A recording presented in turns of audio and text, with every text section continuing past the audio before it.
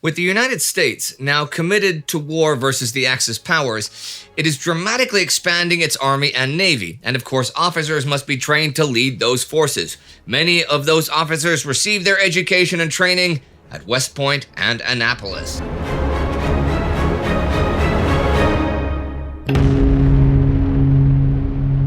I'm Indy Neidell. This is a World War II special episode about the American Army and Naval Academies. Back at the turn of the 19th century, battlefields were often rows of artillery batteries staring down sophisticated field fortifications designed to hopefully withstand their firepower. The days when an army officer could easily prevail through aristocratic upbringing and personal martial skills alone were long gone. And to competently position infantry lines, skirmishers, and grenadiers alongside the howitzers, mortars, and horse-drawn field artillery, armies needed to be led by a well-educated and professional officer corps. Founded on March 16, 1802, the United States Military Academy at West Point, New York, was to set the standard of military education within the U.S. Army. It was originally founded for the U.S. Corps of Engineers, and until 1812 was, in fact, an apprentice school for military engineers. That year, by act of Congress, it was reorganized and began offering a 4-year curriculum.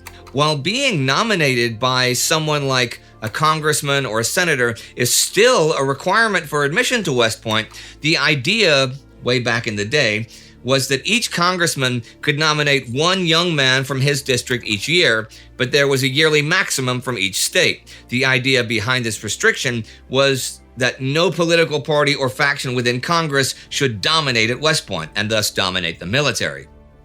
During wartime, or when the capacity of the academy wasn't filled, it was also open to promising candidates without such an appointment. Since the days of the Continental Army, American generals have studied European ways of war. French and Prussian military manuals remained particularly influential within the U.S. Army into the 20th century, and of major importance were the decisive battles fought between 1866 and 1871, when the Prussian and Prussian-led officer corps achieved what American officers had just struggled to do in 4 years of civil war: the rapid movement of several army corps over a large distance and their reunification as an army at a specific location to fight a disciplined and decisive battle. Instruction at West Point, though, largely remained focused on things like mathematics and the application of its principles to mechanics, engineering, and ordnance. At the turn of the 20th century, more than 75% of the curriculum at West Point revolved around technical science. Even with the emergence of specialized engineering brigades and the generally higher education of common soldiers, West Point remained staunch in its traditional curriculum. Students may have been natural-born leaders, but if they couldn't handle a course in mathematics, they were out. Teaching at the academy was considered a one-way street, like there were no discussions, and teachers emphasized memorization and repetition, the rote method. Cooperate and graduate became an unspoken motto among the students. Peyton March, who reorganized the U.S. Army while Chief of Staff just after World War I, called West Point 40 years behind the times, and George Marshall, who himself graduated from the Virginia Military Institute, was appalled by the lack of practical experience of the young West Point alumni. General John Pershing would, however, defend the traditional curriculum. In each succeeding war, there is a tendency to proclaim as something new the principles under which it is conducted. Not only those who have never studied or experienced the realities of war, but also professional soldiers frequently fall into the error. But the principles of warfare, as I learned them at West Point, remain unchanged.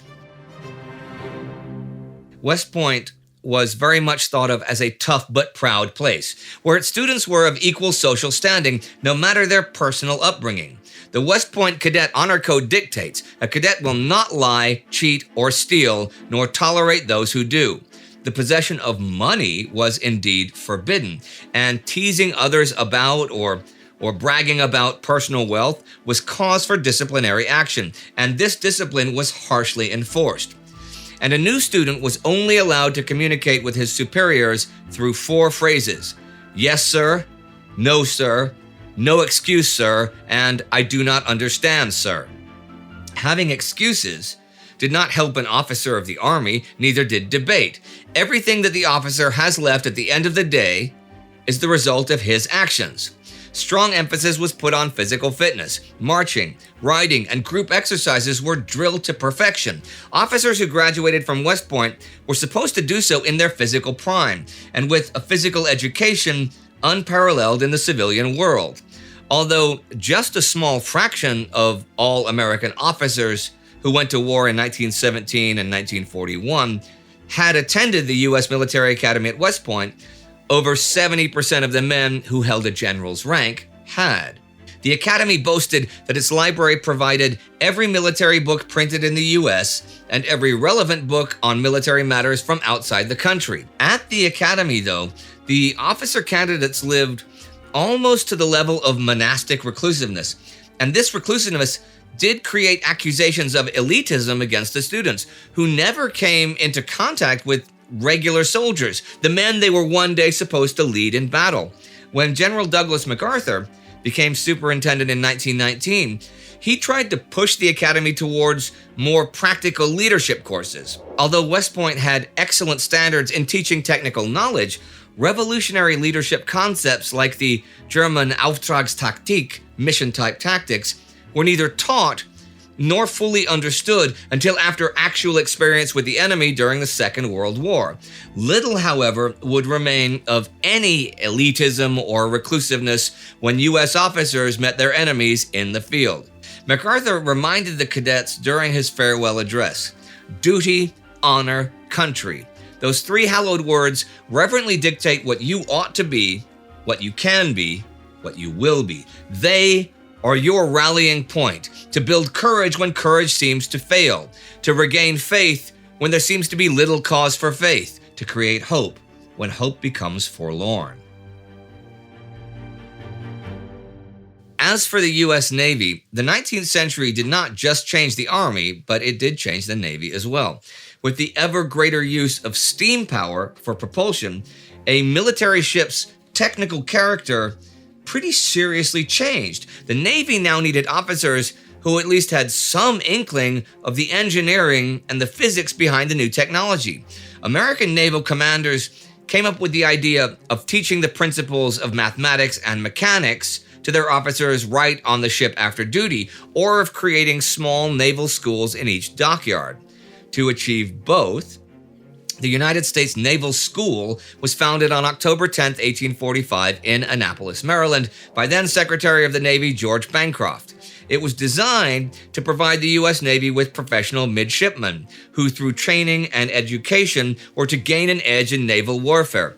At first it was created with a 5-year program in mind, where only the first and fifth years were actually spent at the school, while the others were spent on active service. But this did little to really improve the overall education of the midshipmen. So the school was reorganized in 1851 and turned into a true academy. Now it was a 4-year program with service at sea during the summers. Annapolis Academy was organized under the watchful eyes of the superintendent and the academic department, which planned the scholastic programs, and an executive department that oversaw the military drills, the professional training, and the disciplining of the students. The academy was open to unmarried male citizens between the ages of 17 and 22. The appointment of suitable candidates could be forwarded by senators, representatives, and territorial delegates in Congress, but also directly appointed through the Navy or the Marine Corps Reserve. Next to the universally important courses in seamanship, navigation, and gunnery, the officer candidates of the 20th century had to also have profound knowledge in naval engineering, electricity, and electronics, true to the Academy motto, ex scientia tridens, from knowledge, sea power. Every student had to master chemistry, mathematics, and natural philosophy. Although as rooted in tradition as West Point, Annapolis was more progressive, and a bigger focus was put on teaching leadership and naval tactics. Each alumnus earned a Bachelor of Science degree and would be commissioned as an ensign in the Navy or as a second lieutenant in the Marine Corps. When the Great War began, the midshipman cadre was enlarged and the curriculum was shortened to just 3 years. This led to an increase in midshipmen by 300%, providing the Navy with 2,250 officers by the end of that war. Although the U.S. Navy was not involved in any large sea battles during the First World War, the escort missions to safeguard the American Expeditionary Force and its large supply chain on their way to Europe proved to be an important experience. When Rear Admiral Henry Wilson took over the position of superintendent in 1921, he further changed the focus of the academy, from educating to actually shaping the character of the students. Intellect alone is not enough to make a good leader. Most important is character, those instructive qualities of devotion to duty, of loyalty to a cause, of capacity to resist criticism, and to do the right thing regardless of personal consequences. With the outbreak of the Second World War and the beginning of German U-boat activity in the Atlantic, the Naval Academy was once more put on high alert. The emergency measures of the Great War were repeated, reducing the time for the curriculum and reintroducing reserve officer training. The U.S. Navy began to emphasize training for anti-submarine warfare and the use of sophisticated radar techniques. The Japanese attack on Pearl Harbor was naturally seen as a personal attack, and many students expected to see immediate action. But the Academy was determined to keep the war from interfering too much with education. Instead, a new wartime schedule began, mirroring the enlarged cadre of the First World War.